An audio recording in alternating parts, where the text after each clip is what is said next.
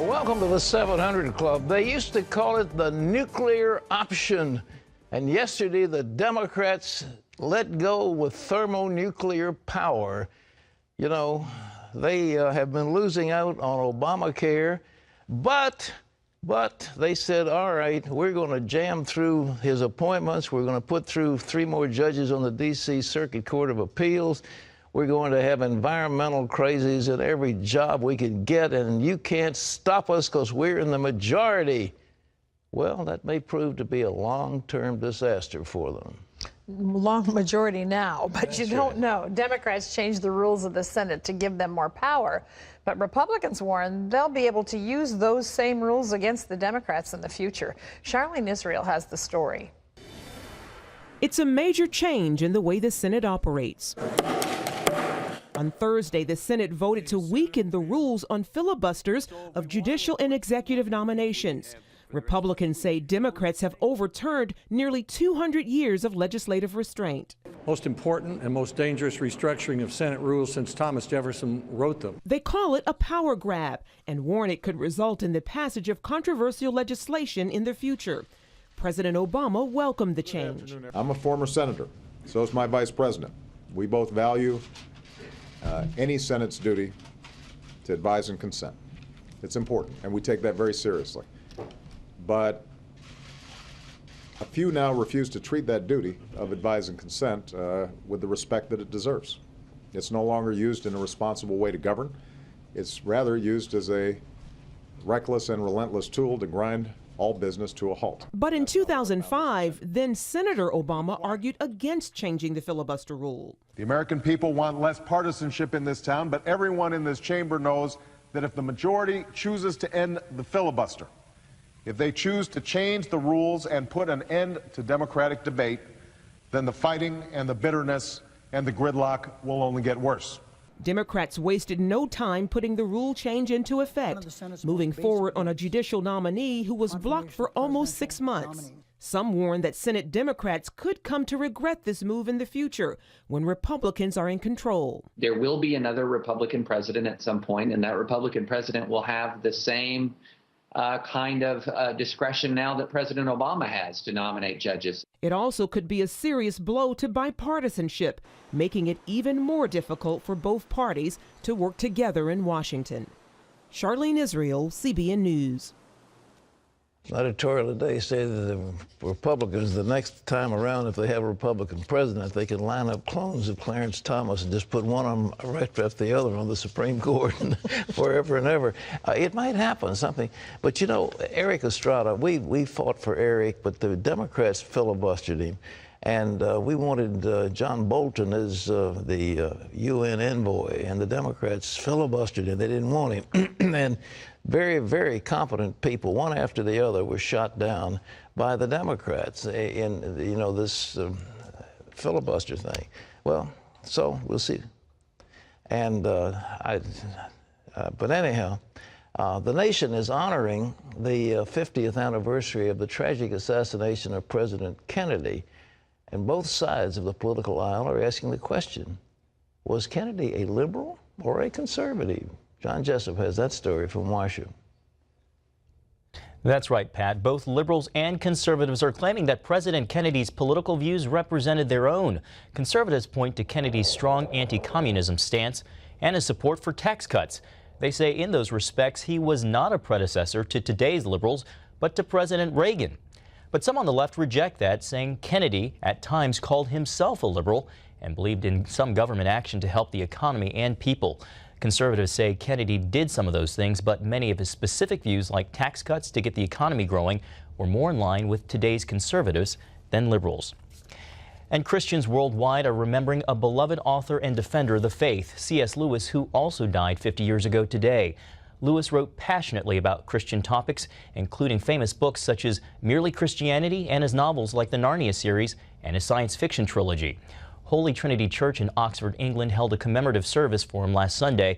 Lewis died in 1963, just a week shy of his 65th birthday. Well, talks over Iran's nuclear program have stalled. On a visit to Moscow, Israel's prime minister warned again that the deal wouldn't work. He believes the plan ultimately would not stop Iran from building nuclear weapons. Chris Mitchell has the story from Moscow. Israeli Prime Minister Benjamin Netanyahu told a gathering of local Jewish leaders in Moscow Israel would not obligate itself to a bad deal and promised those Jewish leaders Iran would not get nuclear weapons. After a two-day visit here in Moscow, Israeli Prime Minister Benjamin Netanyahu still faces an uphill diplomatic battle to convince Russia and the rest of the international community not to sign a deal with Iran. I think it's been a tremendously uphill battle because you're dealing, first of all, you're going up publicly against the U.S., your greatest ally, and then you have to push all these other countries who generally are following the U.S. on this matter, except for Russia and China. Yet it's having an influence. Netanyahu standing up on every rooftop and screaming this is a bad agreement, I think it does have an impact on those who are sitting in the room with the Iranians. While Iranians negotiated in that room in Geneva, their supreme leader Khamenei made some provocative statements. Khamenei called Netanyahu the sinister mouth of the unclean rabid dog of the region in the Zionist regime. He added the Zionist regime is an imposed regime, and this regime will not endure. Netanyahu told CBN News in an off-camera briefing that securing the future of the Jewish state is what moves him. Canaan says Netanyahu feels called for such a time as this in Jewish history. He feels Jewish history. He feels the weight of Jewish history. I think he feels the responsibility of Jewish history. You have a regime right now which is threatening to annihilate the state of Israel. Right? I think he feels very much an historical role of preventing that. Right? Come what may. If it means creating some tension with the U.S., then so be it. If it means standing up in the face of world opinion, so be it. If it means taking some bad New York Times editorials, so be it. That's why I'm here. That's my role. That perhaps is my fate, and that's what I'm going to do. Some compare Netanyahu to the Churchill of our time. Chris Mitchell, CBN News, Moscow. 2 weeks ago today, a massive record-breaking typhoon slammed into the Philippines, but only in the last few days have remote villages devastated by the storm finally started to get aid for the first time. George Thomas has the story from the Philippines. CBN disaster relief teams literally spent the day chopping their way into the interior villages. The government is trying to reach these communities, but they are overwhelmed by the scale of disaster. So at dawn this morning, Francisco Soki and his team of volunteers set out to bring emergency supplies to villagers in Lourdes, a 2-hour drive from Tacloban. But they had a few challenges getting there. As you can see, it is not easy traveling to these far-flung areas. The roads are bad, there's fallen trees and toppled power lines. Finally, the truck gets through. And people are walking right behind. This is desperation. We just finished cutting a huge log out of a major thoroughfare, trying to get into this deep interior parts of the village, and we are truly bringing the first relief supplies into the community. It is the ongoing challenge, the ongoing efforts to slowly bring these devastated areas back to life. And within minutes of arriving at the distribution site, they come from all corners of the village. Men, women, children, the young and old, grateful to see help finally arrive. Every time that nakita sila ng mga foreigner, every time people see outsiders coming into the village, it gives them hope. Any assistance is a big help for them.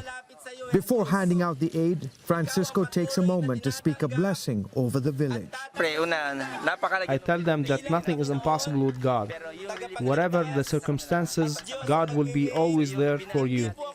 Then the distribution begins, with each person getting rice, noodles, baby formula, tuna, bread, and water. This is the first time anybody has come to our village with aid. In one corner of the courtyard is a sign that reads, "Help, hunger strikes." Another reads, "We need food." Today, those prayers have been answered. We are so happy that you came to our village today to bring us these goods. It will go a long way to helping us recover. Around this village, the picture is still one of utter devastation. Mile after mile along the inland roads, every home bears the scars of Typhoon Haiyan's ferocious winds.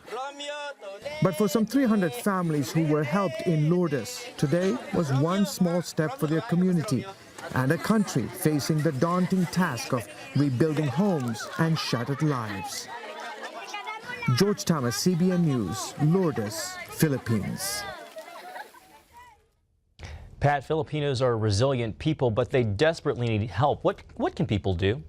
Well, I think where we've got to do is to get money to Operation Blessing, the Disaster Relief Fund, and we'll get it there as fast as we can. As George said, that's the first shipment that's come in, but as you can see, it was powerfully small considering the extent of the devastation. But we're hauling things in as fast as we can. There were just nothing available. No way you could get transport in. But now we can charter planes, we can charter ships, we can get stuff in there. But this Disaster Relief Fund, CBN Center, I don't know precisely what is being done, but I can say that we're getting bread and water, tuna, rice and noodles, and baby formula, particularly to those families there, and we're getting as much as we can. So it's 1-800-759-0700, or you can log on to cbn.com. Let's do what we can to help them. John? Pat, an inspiring story from international best-selling author Max Lucado is coming to theaters today. It's called The Christmas Candle, and it could be on its way to becoming a new holiday classic. The all-star cast is getting rave reviews. Here's Ephraim Graham with this preview. The Christmas Candle is an inspiring movie set in a simpler time in England. John Stevenson is the film's director. It's all set in the Industrial Revolution, which is really important part of the movie, because things are changing.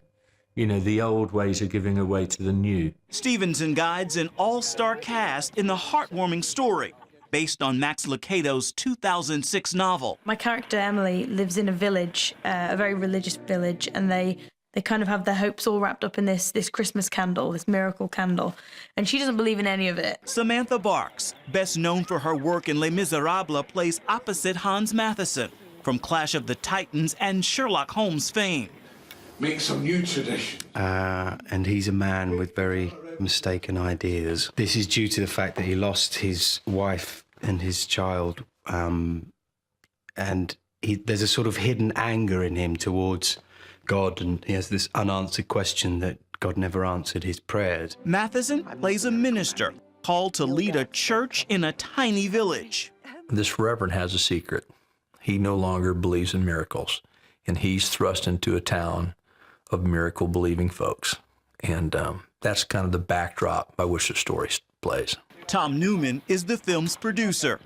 If you know that you're given the Christmas candle, and everyone who's got that candle for 200 years, their prayers have been answered, what would you do to get that candle? Newman and his fellow filmmakers say there were even miracles in the very making of this movie.